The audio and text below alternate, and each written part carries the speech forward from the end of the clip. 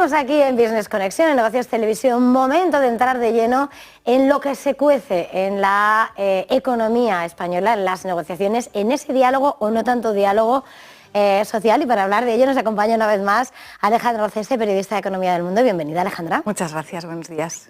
Bueno, hoy la mirada está puesta también en un asunto del que hemos oído hablar al presidente de la patronal hace tan solo unas horas. La mirada, ese absentismo. No sé si es una nueva amenaza estructural, te preguntabas, ¿no? Eso es. Para el empleo y el crecimiento. Es que vemos que es una de las cosas que más está preocupando ya no solo a las empresas, sino que los bancos centrales y las grandes instituciones económicas se empiezan a preocupar por este problema que no es solo laboral, sino que afecta a la economía en su conjunto, ¿no? Los datos no tenemos en España unos datos oficiales que nos demuestren cómo están los niveles de absentismo, pero si cogemos datos que podemos encontrar en el INE o en la Seguridad Social, sí vimos que ha crecido muchísimo el número de horas que no se trabajan por enfermedad. No solo podríamos estar hablando de enfermedad común, pues desde una gripe, hasta enfermedades profesionales o accidentes derivados del trabajo o no. Bueno, una serie de causas que en principio justifican que el trabajador no asista a su puesto de trabajo porque no se encuentra en condiciones. Pues vemos que esta situación ha crecido muchísimo en España, ¿no? Si a lo mejor en el año 2008 teníamos una media de 5 horas de baja por incapacidad temporal al mes, suena muy bajo 5 horas, pero es que estamos hablando de que todos los trabajadores en España estuvieran de baja por incapacidad temporal cada mes, cosa que no sucede, con lo cual sería mucho más alto el número real de horas que esas personas están de baja. Ese número de 5 horas al mes en 2008 ha pasado a 7 en el año 2023. Es un crecimiento del 50%, que es muy elevado. Y no solo lo vemos en encuestas del INE, que al final no dejan de ser encuestas, sino que los propios datos de cotizaciones, horas cotizadas a la Seguridad Social, nos muestran que ahora mismo 5 de cada 100 horas que se cotizan, por las que pagan empresas y trabajadores, no se trabajan, porque esos trabajadores están de baja por incapacidad temporal, ¿no? Cuando hablamos de un fenómeno como este es importante saber por qué crece tanto, ¿no? Y ahí tenemos factores estructurales contra los que no podemos luchar, digamos, como es el propio envejecimiento de la población, porque siempre hablamos de que el envejecimiento pone contra las cuerdas a la seguridad social, porque los pensionistas pues, tienen una vida mucho más longeva y la pensión de jubilación dura mucho más tiempo, pero eso también afecta al trabajo, porque lo que vemos es que el mercado laboral se resiente porque la edad media de los trabajadores sube, y cuanta más proporción tengas de trabajadores de una edad avanzada, pues más probabilidad hay de que estos trabajadores tengan algún tipo de dolencia que les impida trabajar, ¿no? Porque la salud, pues, por desgracia, nos va empeorando, ¿no? Va de la mano, sí. Eso es. Y entonces ahora vemos que la proporción de trabajadores de más de 55 años, por ejemplo, se ha duplicado respecto a hace 15 años. Y en los próximos años seguirá subiendo. Cada vez tendremos una proporción más alta de trabajadores de más edad.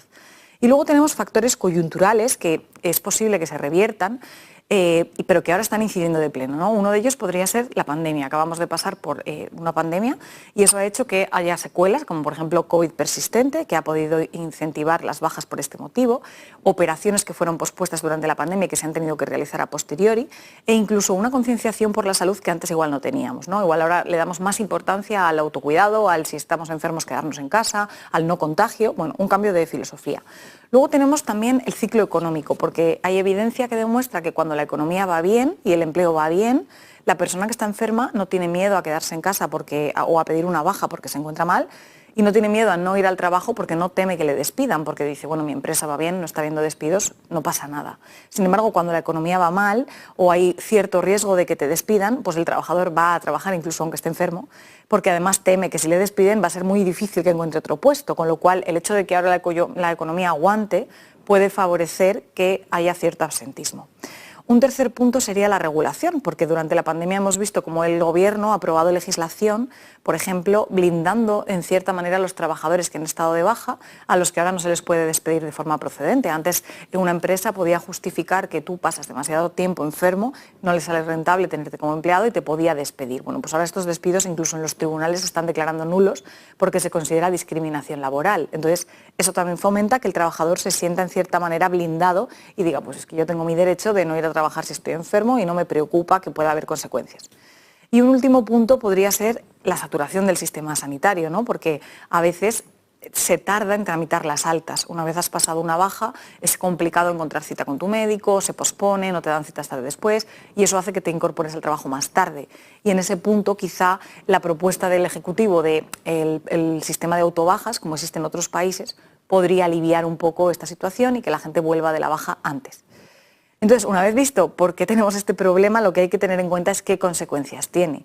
Pues vemos que para las empresas es un coste directo, o sea, a ellas les preocupa porque que un trabajador te falte al trabajo supone un coste para ti, no solo porque tienes que seguir pagando por sus cotizaciones y por su sueldo durante ciertos días de la baja, sino que también genera costes indirectos, porque a lo mejor tienes que pagar una sustitución, tienes que pagar horas extra que haga un compañero para hacer el trabajo que esa persona no está haciendo. Además también tiene un coste en el sentido de que demuestra que la salud empeora, con lo cual el rendimiento suele bajar. Cuando los trabajadores se encuentran peor, pues suelen ser menos productivos en su trabajo. Y luego, más allá del impacto en empresas, a nivel macro, impacta en el crecimiento, porque si tenemos menos personas trabajando, porque algunas que se ausentan porque están enfermas, la producción total de la economía será menor y el crecimiento económico será menor. Y esto es algo que preocupa. Es verdad que no solo está sucediendo en España, en otros países de Europa lo vemos, pero bueno, España tiene una de las tasas de absentismo más altas del continente. Estamos en el 8º puesto, me parece, justo por detrás de Francia y de los países nórdicos que históricamente han tenido tasas más altas. Y luego, contra lo que se suele decir, no es una cuestión mediterránea, porque por ejemplo vemos en Italia, que es un país también del sur de Europa y que tiene en común cosas con España, y aquí vemos que no, que tiene unas tasas de absentismo más bajas. Y aquí nos dicen los expertos que esto puede estar relacionado con la generosidad del sistema. Cuanto más generoso sea el sistema en lo alta que es la prestación que te pagan mientras estás enfermo y lo que puede llegar a durar, más probabilidades hay de que tú te cojas la baja, porque si pierdes mucho salario por estar enfermo, pues esto te podría desincentivar a hacerlo. Y en Italia vemos que no es muy generoso el sistema y tienen tasas más bajas. Bueno, pues veremos a ver cómo adoptan, ¿no? Cómo cogen el asunto. Hay otra cosa, más allá del absentismo, sí, directamente la fuga, ¿no? La fuga del talento que has trabajado sobre otros países y sectores sí, con sueldos más altos que está poniendo en jaque al empleo industrial. Esta es una preocupación importante del sector, porque sobre todo relativo a los ingenieros, ¿no? Ahí vemos que hay una falta importante de talento y vemos que está bajando la afiliación. Cuando vemos los datos de cómo se está comportando el empleo industrial, pues vemos que hay sectores de la industria, incluso sectores que aparentemente están tirando de la actividad en su conjunto, como puede ser la fabricación de automóviles, que es de los que mejor va, pues ahí vemos que hay todavía menos empleo ahora que antes de la pandemia. O sea, no nos hemos recuperado en empleo en este sector en comparación con el año 2019. Y cuando miramos un poquito el porqué, pues lo que nos dicen las empresas y lo que nos dicen los colegios profesionales es que no es solo que esté habiendo despidos, que los está habiendo, es verdad, en algunos nichos de la industria, sobre todo en empresas auxiliares o empresas exportadoras que están viendo que la demanda internacional tira menos, pues por ejemplo el hecho de que Alemania ya está en recesión, pues ha influido, ¿no? Pero no solo es eso, no solo es que las empresas digan es que no necesito tanta plantilla, porque de hecho históricamente las empresas industriales no son muy de despedir, porque saben que luego cuesta captar talento, entonces prefieren hacer reestructuraciones, pues meterse en un ERE, en un ERTE, dejar a la plantilla con menos turno o decirles que esperen en casa que luego le recuperan antes de romper la relación laboral, ¿no? Entonces lo que nos dicen es que se está produciendo una fuga de talento a otros países, pues el hecho de que Alemania, pese a haber estado en recesión, tenga un pleno empleo del 4%, hace que necesiten ingenieros, entonces ofrecen condiciones más competitivas que las nuestras y hay muchos que se van y por eso nuestra afiliación cae. No es que les despidan, sino que ellos voluntariamente se van y dejan de estar como cotizantes, ¿no? Y también vemos un fenómeno más nuevo, digamos, que no es tanto que nos lo quiten otros países, sino que hay otros sectores con los que compite la industria y ahí vemos que hay muchos ingenieros que se están yendo a trabajar a la banca de inversión o a la consultoría, que tienen sueldos más atractivos y que además condiciones quizá más agradables, ¿no?, de trabajo o que se han vendido mejor, ¿no? El otro día hablando con el presidente del Consejo General de Colegios Industriales, de Ingenieros Industriales de España, nos decía que tenemos un problema de poner en valor nuestra industria, que no es algo en lo que los jóvenes quieran trabajar, en plan, pues yo quiero ser ingeniero y trabajar en una gran empresa española. No, la gente a lo mejor pues, se siente más atraída por la banca, por la consultoría y eso está en nuestro debe, ¿no? Porque si pretendemos que la industria gane peso sobre el PIB para que no seamos un país de, bueno, pues como se suele decir vulgarmente, de camareros, pues tendremos que poner en valor la industria.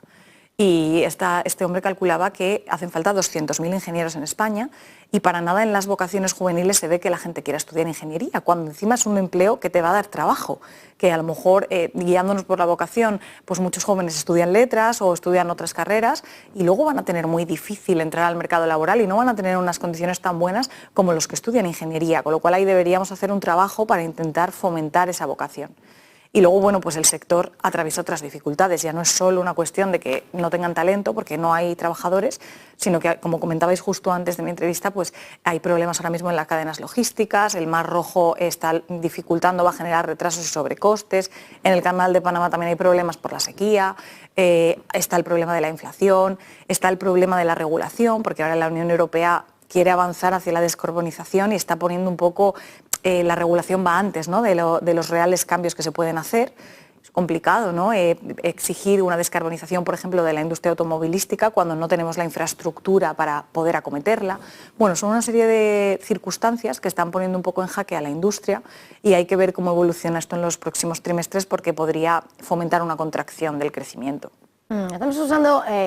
adentrándonos en grandes temas, pero poniendo protagonistas con nombre propio, también has estado trabajando en cómo está el departamento de Yolanda Díaz investigando a Glovo y a Uber Eats tras detectar esos extranjeros sin papeles haciendo de repartidores. Sí, estas empresas siempre están en el foco de la inspección desde que se aprobó la Ley Rider en el 21 porque bueno, pues constantemente se están trascendiendo que reciben multas y sanciones de la propia inspección porque siguen manteniendo a los trabajadores en una relación de falso autónomo que no cumple con la legislación vigente, porque la legislación lo que considera es que en estas plataformas existe una relación laboral con el empleado y no es una relación como si fueran autónomos, ¿no?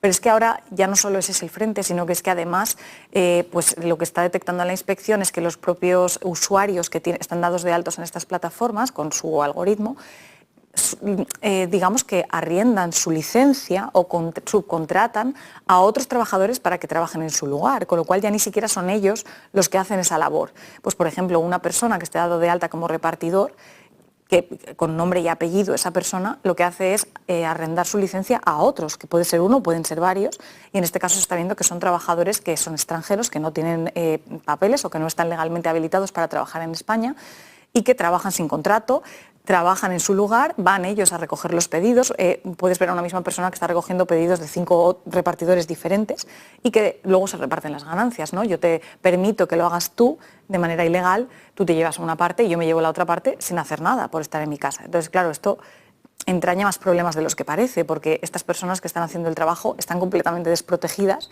y encima en este tipo de trabajo pues es muy lesivo, ¿no? Se han visto muchos accidentes, repartidores que han sido atropellados, incluso hace poco en Barcelona pues falleció un repartidor y estaba en estas circunstancias, no estaba protegido, no estaba cubierto por la Seguridad Social, ni siquiera el sistema sabía que esa persona, entre comillas, existía y estaba haciendo este trabajo, ¿no?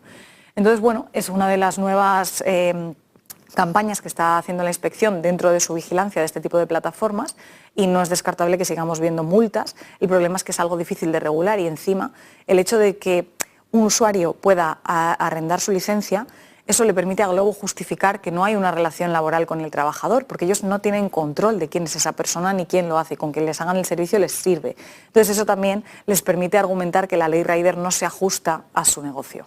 Entonces, bueno, veremos a ver cómo evoluciona. Una investigación más a seguir. Sí, muchísimas gracias, Alejandra Rocese, periodista de Economía del Mundo. Un placer, como siempre. Gracias a vosotros. Buen trabajo, feliz jornada. Buen día. Y nosotros en este punto, 5 minutos pasan de las 10 de la mañana.